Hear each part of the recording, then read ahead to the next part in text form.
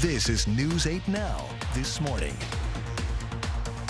Something like this for a small community, rural area like this, and the nature of the crime that happened. What a way to encourage talking and sharing ideas, reducing the fear of rejection, and making our schools true instruments of learning for everyone.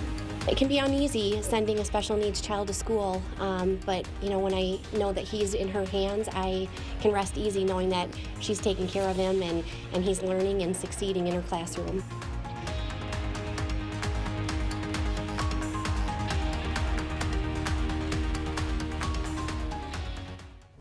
Good morning, everyone, and that was your morning eye-opener.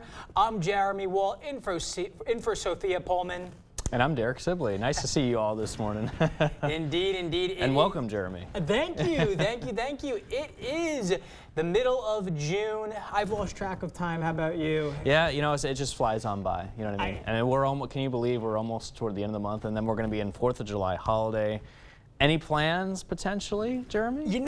I'm still trying to figure that out. I know we have some wonderful festivals going on here. Yeah, we do, yeah. And, one thing that I'm still trying to adjust, which I've really picked up over the years, is the turnaround between Memorial Day and July 4th. Yeah, no, for sure. I mean, and, all the festivities going on, as you mentioned as well. But, for today, though, luckily not really talking about any type of holidays, because if we were, it's a bit of a nasty start, right? We're tracking rain showers that continue to move through the area, and some spots are even dealing with some heavy downpours, such as areas like over in Wood County here, back towards the east, which is where we're going to start off with, by the way, when we take this radar tour. And you can see Wisconsin Rapids and also towards the Remington area south of Pittsville, looking at some of those heavy downpours. Not quite as heavy, though, back towards the west, areas like Trempealeau, Jackson County, northern Monroe County, even to portions of La Crosse County, just looking at some light rain moving into your neighborhood. And all this activity continues to move in from the north here this morning, moving on the back side of this low pressure system that's currently affecting us. Temperatures are into the 50s, and we're going to warm up into the 60s by around 9 o'clock, and then the rest of the day, cloudy skies, temperatures into those mid to upper 70s with a northerly wind there in place. Allergy report today, the grass and pine is high. Same forecast, unfortunately, for the day tomorrow. Luckily, though, the weed is low for today and tomorrow, however. I'll have a check on your full weather forecast in just a few minutes. Jeremy? Alrighty, thank you, Derek. Let's get to some news this morning. Community and board members of the GET School District discussed a previous ban of the book Queer Ducks, The Natural World of Animal Sexuality from GET's middle school library. The book was pulled from shelves temporarily last week after a committee vote. The removal was canceled after concerns were raised about the vote being done illegally. 9 speakers used the public comment portion of the GET School Board meeting to share their perspectives. Several were concerned about the book's content. One parent said she wants the committee to consider what is appropriate and necessary in schools. The sexual content of this book, regardless of the title, is not for age-appropriate kids or students. The fight is about the content, not the propaganda agenda. Now, other community members shared concerns about what example removing this book from the shelves sets for children and community members in minority groups. One woman who said she has grandkids in the district expressed that she feels it's important to keep it available. What a way to encourage talking and sharing ideas, reducing the fear of rejection, and making our schools true instruments of learning for everyone. Board members also shared their concerns later on in the meeting, some apologizing for the way the original decision was handled and presented. One school board member said she feels there is an error in the policy language which led to a misunderstanding in the vote. At this time, the discussion was tabled to the next policy meeting. The trial is underway for a man charged in connection to a 2021 triple homicide. 35-year-old Naya Tao is charged with 3 counts of first-degree intentional homicide and possession of a firearm by a felon as a party to a crime. News 8 Now's Dua Issour was at the jury selection and takes a look back at the case. We begin with the homicide investigation that is underway in La Crosse County. It was early July morning. The bodies of 3 young men were found just before 5 o'clock. Community members say they never thought it could happen in their backyards. It's too close to home, you know. 24-year-olds Penglor and Nemo Yang and 23-year-old Trevor Maloney were found dead at the Romskog Quarry on County Highway M. According to the criminal complaint, all 3 men had been shot several times in the head and torso. Investigators say the 3 men were killed where their bodies were found. 45-year-old Kamthanath Ratanasak and 35-year-old Naya Tao were arrested shortly after. Information was provided that the homicides were over a $600 debt. In the criminal complaint, Ratanasak accused Yang of stealing $600 from him. A relative reportedly offered to pay the debt, but Ratanasak said he wanted Yang's life. A witness told police Ratanasak and Tao forced her to drive the men out to the quarry. Police say Ratanasak handed the gun to Tao, who shot the 3 men. Both are now in custody in the La Crosse County Jail. The triple homicide was the first in La Crosse County in nearly 3 decades. And something like this for a small community, rural area like this, and the nature of the crime that happened. Reporting in La Crosse, Lou Estrar, News 8 Now. Now, both Ratanasak and Tao pleaded not guilty to all charges. Last month, Ratanasak was scheduled to enter a plea, but was delayed. Tao will be back in court this morning. He faces a mandatory sentence of life imprisonment if he is convicted of first-degree intentional homicide. Governor Evers signed a contract for repair to a bridge south of Bangor. Work on the Wisconsin 162 bridge over Dutch Creek will begin next Monday. The bridge will get a new concrete overlay along with various other repairs. 162 will be closed and detoured. The Department of Transportation expects the project to be finished by mid-August. A La Crosse nonprofit is moving to a new location. The Family and Children's Center will move into the former Marine Credit Union on the city's lower north side. The building is at 811 Monitor Street. Getting into a new location was a top priority for FCC's leaders. The nonprofit's president says they wanted a location that's easier for clients to access. We wanted to make sure that the building was in a location that was easily accessible to our clients and to our staff. We wanted to make sure that the experience that our clients and staff had in the building was a good experience. The new building will have larger office spaces and better security. Leaders say the new location will help grow from their capacity to handle child abuse prevention and their existing programs. School's out for summer, but we're back with our monthly top-notch teacher. This month's recipient is Anna Berg from Toma's LaGrange Elementary. In her 11 years there, she's cemented herself as a leader who can inspire not only her students, but fellow staff as well. Anna Berg certainly wasn't expecting a classroom ovation, let alone be named a top-notch teacher. For the staff who work alongside her every day, it's a no-brainer. She's a great leader. She works really hard at guaranteeing that every student in her classroom gets high-quality instruction and meets their highest potential. Crisscross. Awesome. Berg is a looping teacher, so she teaches a first-grade class and then follows them into second grade. It's beneficial for my students. I know all them and how they learn. She says it also strengthens the bond between student and teacher. They're the most honest. They're the most caring. I get the most hugs. So it keeps me going. The school has also put 2 new first-grade teachers in her classroom so she can serve as their mentor. I really enjoy that. It's fun to share my expertise and knowledge with them. Oh, you wrote it already? Jeez Louise. But maybe the most impactful connection has been her effort to nurture students with special needs. It's one thing that I strive to do is to get kids with special needs in the classroom as much as possible. That's where they learn from others. That mentality is what inspired one parent to nominate her. My son has special needs. He has severe autism, and as you can see, he belongs in that classroom. He's thriving. It can be uneasy sending a special needs child to school, but when I know that he's in her hands, I can rest easy knowing that she's taking care of him and he's learning and succeeding in her classroom. I just love my job, and I don't see myself doing anything else. Berg also runs student council and is part of the Guiding Coalition, a group of students who lead other teachers in various school initiatives. Berg says her support staff are a huge part of her classroom success, and the new first grade teachers watching her are also inspiring her to try new things with her students. If you'd like to nominate a teacher you believe is top-notch like Mrs. Berg, just head to our website and click Top Notch Teachers under our Features tab. We'll also have the nomination link posted to this article on news8000.com.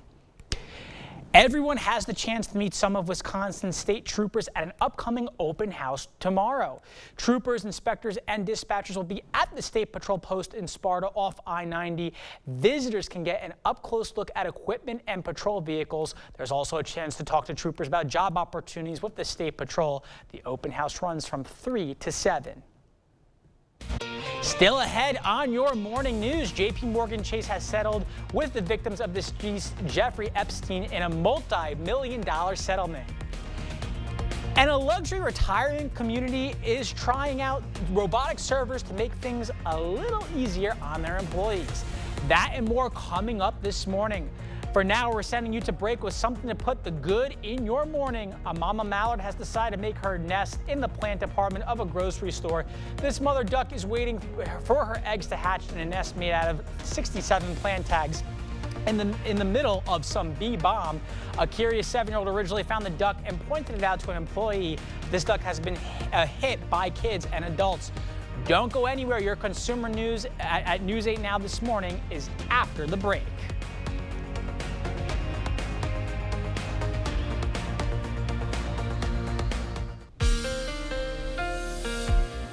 Showers continue to move through the Cooley region now as we speak, but the majority of those heavier showers are mainly focused towards the east here over portions of northern Adams and Juneau County. And looks like we're getting some heavy downpours near the Armenia area and just south of the Remington area here as well. So if you're in our eastern communities watching, watch out for some of those heavy downpours on your morning commute. Meanwhile, towards the west, areas like Trempealeau, La Crosse County, also into portions of Monroe County, and also into Buffalo, Winona County, just looking at very light rain, and some of this is drizzle here that continues to struggle reaching the ground. But you can see a lot of this activity as far as the rain continues to move towards the south here, moving from the north. Here's a check on your dog walking conditions. You may run into some showers here this morning with you and your furry friend, with cloudy skies for the afternoon and also as we head into the evening.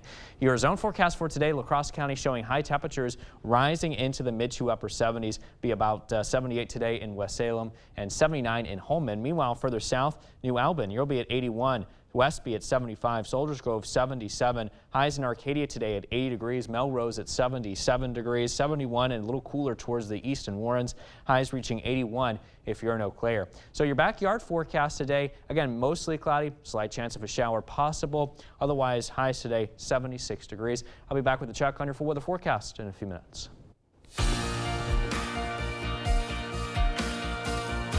In your consumer news this morning, check your freezer. Frozen strawberries are being recalled due to potential hepatitis A contamination. Wawona Frozen Foods is recalling an organic Daybreak blend that's a year old. It was distributed to Costco wholesale stores from April 15, 2022 to June 26th of last year. The company says no illnesses had been reported and the voluntary recall is being done out of an abundance of caution. Anyone with the recalled product is urged to throw it out. JPMorgan Chase has agreed to pay a $290 million settlement to victims of the deceased financier Jeffrey Epstein. According to a source familiar with the matter, it closes out a lawsuit filed by victims who claimed Epstein would not have been able to have his sex trafficking operation without the bank. A separate case accusing JPMorgan Chase of ignoring evidence of human trafficking in order to continue its business dealings with Epstein is still pending in the U.S. Virgin Islands. More layoffs in the tech sector. Grubhub says it is cutting 15% of its workforce. That's around 400 employees. The food delivery company sent a letter to staff citing rising operation costs as a reason for the layoffs. A luxury senior living community has recently introduced new tech to enhance the dining experience for their residents. AI robotic food servers. But these robots aren't there to replace human servers. They're there to help them. It's the lunch rush at Oakmont, East Sacramento. Can I get chicken on top of this, Caesar? And they're rolling plates out. Quite literally. It definitely helps keep the attention for the servers on the floor, so that way we can do this part back here. Ready? AI servers bring food to residents and without replacing human servers. At first I did think like, oh no, this is not gonna go well, but it actually turned out really well. No, instead of replacement, the robots bring out the food and bust the tables. Okay, thank you. Giving servers How's it going? Great. How are you today? more time to interact with residents. It is to enhance that relationship. We're not cutting staffing down in any scope of the imagination. It's to have those servers be next to them and talking to them and really get to know them. Residents here say it came as a surprise. All of a sudden there were robots, 2 of them, and it was like, and they were carrying food, and it was just cool. But one that can help take pressure off the wait staff. There's a routine they're supposed to follow. This will allow them to do the routine without all the interruption. And could be a new wave in dining for this type of setting. I like becoming friends with them, and they like becoming friends with us, and they like telling us stories, and I think it makes them more happy when we're around more. Supporters say robotic food servers are providing seniors with an opportunity to interact with new AI technology, which can help improve cognitive function and mental agility. That's it for your morning consumer news. Let's check in with Mr. Derek Sibley and today's forecast. Derek. All right, thanks for that, Jeremy. We are watching some showers moving through the Cooley region this morning, so you may run into some wet weather, especially if you're listening from our eastern communities this morning around northern Juneau County, around the Armenia area. You're looking at some heavy downpours moving into your neighborhood. And if we widen out the view and go a little bit back towards the west, you can see areas like Tomah into Monroe County, also into portions of Jackson County and Trempealeau and La Crosse County, dealing with some lighter showers, so not quite as heavy as it is currently back towards the east, but nonetheless these showers do continue to move their way in from the north and move south, so you may run into some scattered showers here for your morning commute. If we widen things out a little bit more, you can see what's responsible. This low pressure system that we continue to watch here, position around the Great Lakes region that continues to meander here around this region, and that continues to wrap around the cloud cover and the showers here with it as well. Something that we'll be watching here for you throughout the day, especially during the morning. And really, we can say the rest of the day today looking cloudy with just a slight chance of a shower or two, and temperatures here mainly into the 70s. But getting back to this low pressure system, you can see it's going to continue to meander across the Great Lakes region, giving the clouds and showers here along with it on the back side of the system, wrapping around with it as well. We will continue to watch this activity move through most of the morning here. And then as we take you into this afternoon, you can see a few light showers here positioned around our eastern communities as we head into around the 6 p.m. hour or so. I do expect most of the precipitation chances to begin to dwindle down as we head into tonight, and then just leftover cloud cover here as a result as we head into overnight. And then those clouds should begin to clear out here as we head into tomorrow morning, and really throughout the rest of the day tomorrow, just looking at mixed clouds and sunshine with just a stray shower or storm possible here for us to work with. Current temperatures are mainly into the 50s, some spots nearing those low 60s, but I am expecting that we will be looking at the highs today rising into the mid 70s this afternoon, and even warmer than that as we head into tomorrow. Highs reaching the mid to upper 80s by Thursday, and we'll continue that trend with highs into the 80s throughout the rest of this week with mixed clouds and sunshine, and low temperatures mainly into the 50s and low 60s. Hey, don't forget, today is a great day to download our free First Warn weather app on the Google Play or the Apple App Store. You get all those current weather conditions, and of course your 8-day forecasts right there at your fingertips. And if you can also sign up for those push weather alerts as well in case any watches or warnings may go into effect. Not expecting any of that today, but you can also watch the radar as well with those hourly updates moving through with some of those showers here this morning that could affect you. But stay with us though, we're back with much more news and weather still to come on News 8 Now this morning. We're taking a quick break with a look at what happened on this day in history for June 13th. We'll be right back.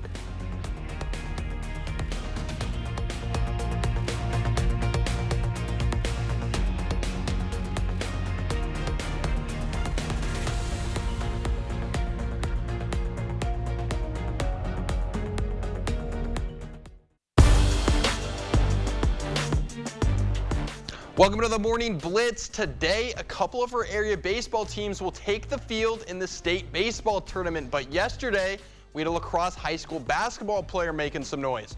Despite only playing one season with the Blue Gold so far, Aquinas standout Samantha Davis is a star on the rise. The freshman helps lead her squad all the way to the state championship game in her first varsity season. And now with 3 years still remaining in her high school career, the first Division I offer is already on the table, and it comes from within the state. The UW Green Bay Phoenix from the Horizon League Conference offered Davis yesterday, and with 3 more years to play, this is just the tip of the iceberg for her. Samantha's the younger sister of Johnny and Jordan Davis. The twin brothers played in lacrosse and went on to represent the Badgers. But be on the lookout for Samantha Davis as she is next up. And next up for this year's high school sports is the Ithaca Bulldogs as they're set to take on Edgar in the semifinals of the WIAA Division IV State Baseball Tournament. This is the first time Ithaca has made it back to Appleton since they brought home a state championship in 2016, and they will look to do it again. As I mentioned, they'll be up against Edgar today at 9 a.m. over at the Fox City Stadium, and I will be making the trip, so we'll have the highlights of this one tomorrow evening. And then later in the day, sometime around 5, the Aquinas Blue Golds will take the field in the Division III semifinals. And they enter the game as the top seed and a 23-2 record. The Blue Golds' only 2 losses on the year come to the hands of Onalaska, but besides for that, Aquinas has been dominant and they even beat the number 2 seed, St. Croix Falls, in the last week of the regular season. This is the first time Aquinas has been at the state tournament since 2017 when they also brought home a state title. They'll be up against Random Lake, and we'll have the highlights of this one tonight. And some pretty cool scenes coming out of the White House yesterday as the UWO men's and women's track and field teams were one of 47 different championship teams from around the states to be honored during College Athlete Day. The men's track team was indoor track champions this past year, and the women's team won both the indoor and outdoor championships for Division III. Also at the event was the Wisconsin Badgers women's hockey team, but you know who wasn't there? The president himself, Joe Biden, as the White House said that the president needed to get the second part of a root canal done. Bummer. That'll do it for the Blitz. We'll see you tonight. The news continues on News 8 Now. Expect more. Welcome back. Soon, former President Trump will be inside a Florida federal court for a second arraignment in 3 months. This time, he's facing more than 36 charges alleging he mishandled sensitive materials. Trump has denied any wrongdoing. Christian Benavides is in Miami, where officials are preparing for the historic court appearance and planned protests. In a matter of hours, former President Trump will be arraigned at a federal courthouse in Miami. He has said he will plead not guilty to 37 felony counts, all stemming from his alleged mishandling of sensitive materials after leaving office. I'm an innocent man. I'm an innocent person. Prosecutors claim some of the documents contained information on U.S. nuclear weapons programs and military secrets of both the U.S. and foreign countries. The total volume and the scope and the sensitivity of this material is an intelligence catastrophe waiting to happen. Yesterday, the former president traveled from New Jersey to his resort in Doral, Florida, where his supporters and some counter-protesters gathered outside. It feels a bit like a witch hunt to me. Enough is enough. He needs to pay. Protests are expected today outside of the Miami courthouse. So far, local law enforcement says it is not aware of any credible threats. We're bringing enough resources to handle crowd anywhere from 5,000 to 50,000. We don't expect any issues. Department of Justice Special Counsel Jack Smith also arrived in Miami last night. After his arraignment, Trump plans to head back to his Bedminster, New Jersey golf club, where he'll give remarks and hold a fundraiser. Trump's former White House valet and aide, Walt Nauta, was also charged as a co-conspirator in the indictment. Yesterday, the Biden administration officials largely declined to comment on the case, though spokesman John Kirby said the president respects the rule of law and democratic institutions in the U.S. Pennsylvania State Police have confirmed that human remains were found in the wreckage section of I-95 that collapsed following a truck fire. The remains have been turned over to the state medical examiner's office. Officials have not yet said if the remains were those of the truck driver. Crews have been working to clear tons of debris, rubble, and spill from the scene. Officials say lanes in both directions will have to be demolished as part of the rebuilding, which could take months. Just weeks before the Great Minnesota Get-Together, it will be legal to use marijuana. But think again before bringing cannabis to the fairgrounds. Caroline Cummins reports on where weed use does and does not have the green light. In just 2 short months, thousands will flock to the Minnesota State Fair, but you won't be able to use newly legalized cannabis while you're there. People do need to be aware of where it is that they are consuming to ensure that it's allowed. The new law authorizes marijuana use at home, other private residences with permission, or a place licensed for on-site consumption. Smoking in public, including the fair, is prohibited. Put receipt in the bag. It will be at least a year before you can buy marijuana products at a dispensary, but there are food and drinks already on the market infused with THC from hemp, weed's cannabis cousin.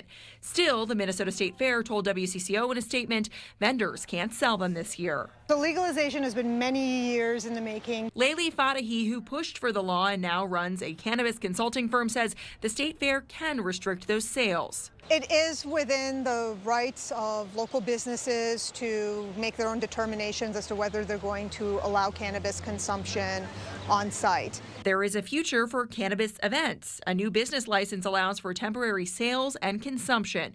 This will allow people to host events up to 4 days long if they're age restricted and have proper security. The cannabis event space, I think, is going to be massive in Minnesota. Josh Wilkensimon organized the Legacy Cup for newly legal low-dose hemp THC edibles last year. He says 6,000 people attended. Similar events can soon happen with marijuana. I would be, first in line to apply for one. We want to do the event by the books. We don't want to be operating in a gray area at all. The Minnesota State Fair says it will analyze the new cannabis law and consider what other states are doing for future policies. There may be vendor booths that are educational about the new market, but no sales. State Democrats have reintroduced a trio of bills that they say are designed to help prevent gun violence in the state.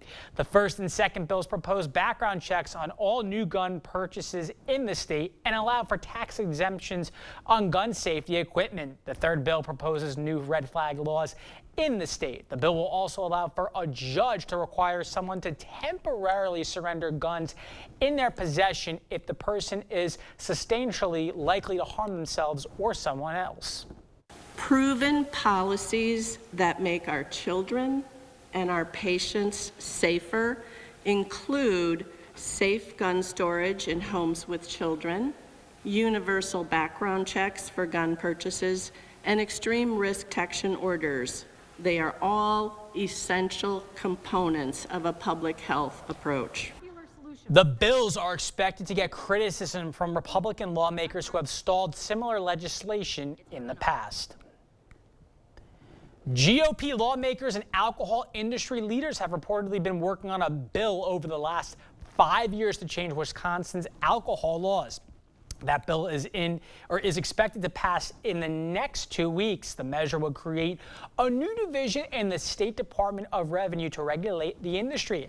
The bill has other provisions like letting craft breweries sell out-of-state product and allowing wineries to open earlier in the morning to sell products.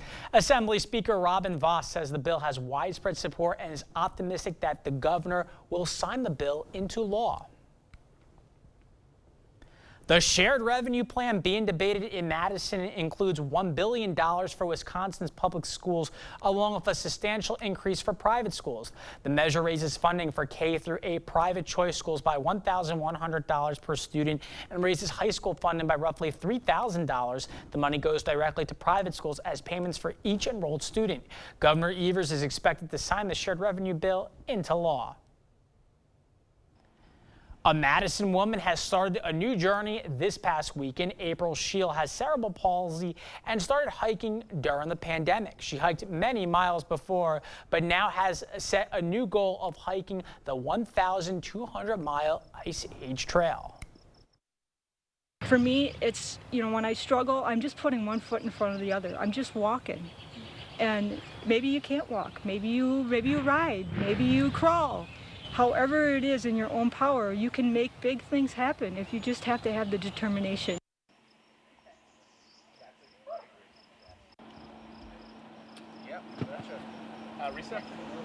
Plans to finish the trail in segments by the end of summer.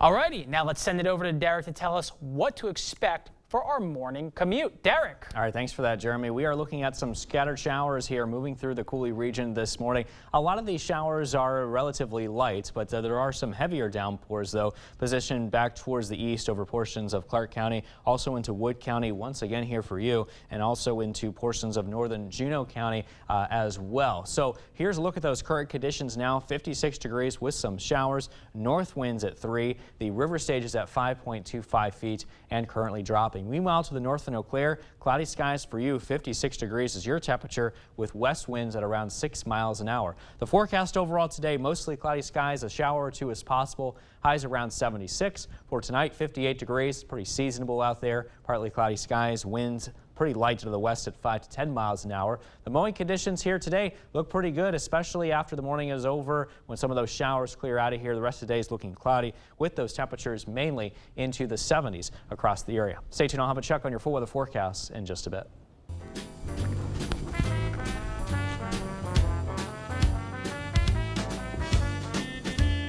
Alrighty, before we head to break, it's time to look at today's Look Who's 8. Yeah, we got one birthday today, Jeremy. It's to Byron, and he's turning 8 today. Now, Byron loves to hunt, fish, and of course, he loves to ride his four-wheeler.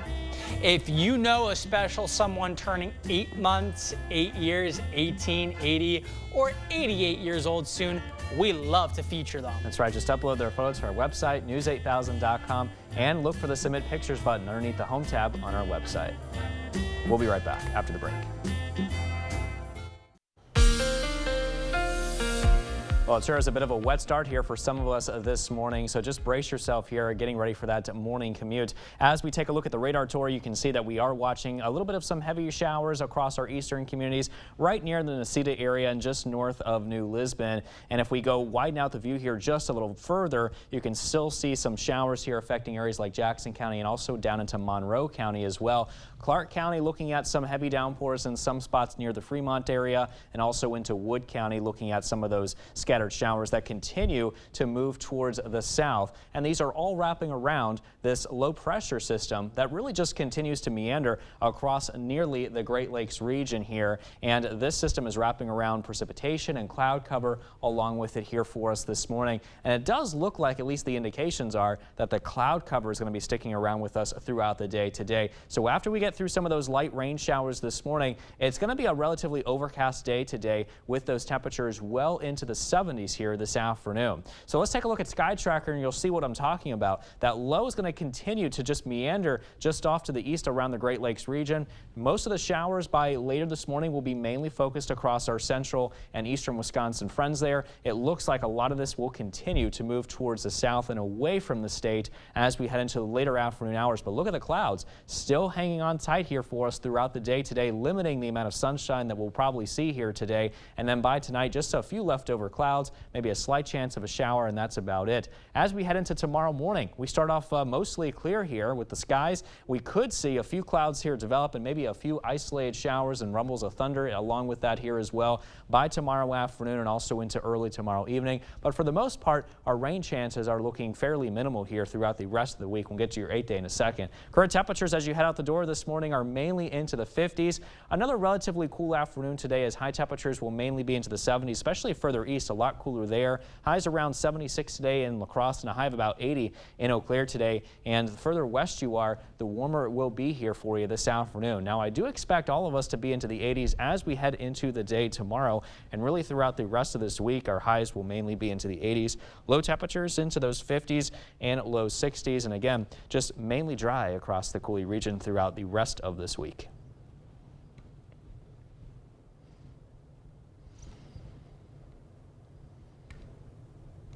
All right, thank you so much, Derek. This morning we have Trooper Nate Halsman with us to tell us about the Wisconsin State Patrol Open House happening tomorrow. Nate, good morning to you. Thank you for joining us this morning. So what can you tell us about the open house? So the open house, we're holding one here in Sparta at the Safety and Weight Enforcement Facility.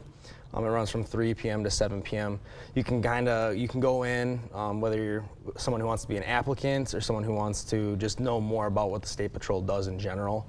You go in, you can talk to people, troopers, inspectors, our dispatchers, and just learn kind of what we do on a day-to-day basis. And what does a career with the State Patrol usually involve? So a career with the State Patrol kind of starts out with the application process. You get into it.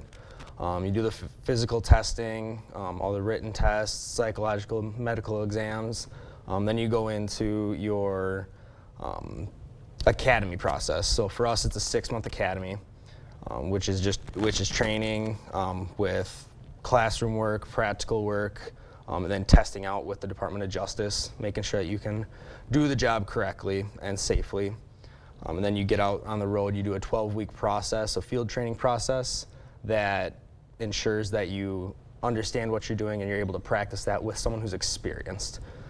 Do you have to have any prior law enforcement or military experience? No prior law enforcement or military experience is required to apply with the State Patrol. Obviously, it does help, but it is not required. And who's usually a good candidate or a good fit for this position too? Someone who's a good fit, good candidate, someone who's dedicated to what they do, someone who's hardworking and willing to go above and beyond serving the communities in Wisconsin.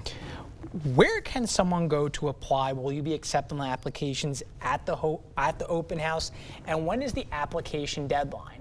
So if you want to apply for the State Patrol, you can go to our website, wsp.wi.gov. And click the application button. It's an online application. You fill it out and you send it in. We don't accept the applications at the open houses, but if you have questions, concerns, those can always be brought up at the open house. And the deadline for the 69th recruit class is July 16th to get those applications in. And can you talk a little bit about what the academy is like, what goes into it, and how long does it take to become a State Patrol officer? So the academy, it's a physical academy. Obviously, you're doing push-ups, you're running, making sure that you're able to physically do the job, as well as there's classroom work, the practical application of the stuff, and then testing out to make sure that you understand what you're doing. So what do you like about being a patrol officer? And how about this one? What could people expect on that written test? What I really like about being a patrol and the patrol is just being able to get out and meet new people every day and being able to do what I want to do, whether it's go out, enforce traffic laws, or focus specifically on criminal laws. And then, I'm sorry, what was your other question was? Well, tell us, I mean, you have this written test, there's a bunch of questions on there. Like any other test, you're tested on that stuff. What could people expect on there? Honestly, the tests that we test out on to get our certification in law enforcement, it's stuff that you learn in the academy. So it goes from questions basing off of your enforcement actions to just the process of how we do the things on the road that we do. And where can people find more information before we wrap up here? People go to the website, the wsp.wi.gov. They can find all the information about us and the application process there. All right, thank you so much for being here. Indeed, and if you want to make sure to check out this State Patrol open house tomorrow at 3, we'll be right back with your morning news on the other side of the break.